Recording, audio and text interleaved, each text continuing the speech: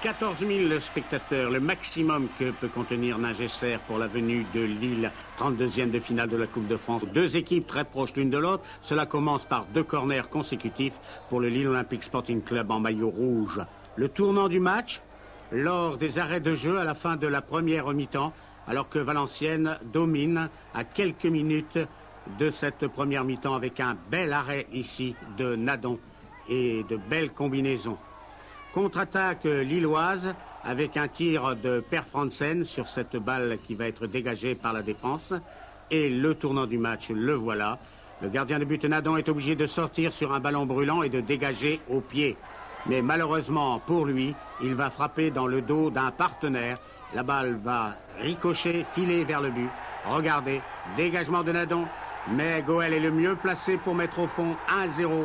C'est capital à quelques secondes du coup de sifflet de la première mi-temps pour les Valenciennois qui exultent. Le public aussi. C'est une option pour la victoire finale, surtout qu'en deuxième mi-temps, les Valenciennois, après ce tir de Goel, vont marquer un deuxième but. Dégagement du gardien Pajot, relais avec Goel et la balle file jusqu'à Bošković.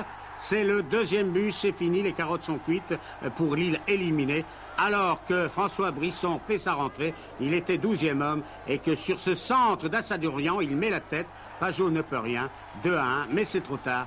Score final 2-1 pour VA, qui ira donc en 16e de finale de cette Coupe de France. La Coupe de France, c'est encore ce soir la rencontre choc de Boulogne face au Paris Saint-Germain. Match dont vous pourrez suivre de larges extraits demain à 12h05 dans Midi Sport. À noter aussi, toujours dans le cadre de cette coupe, que Dunkerque reçoit Saint-Dié au stade Tribu. Et puis en basket, on retiendra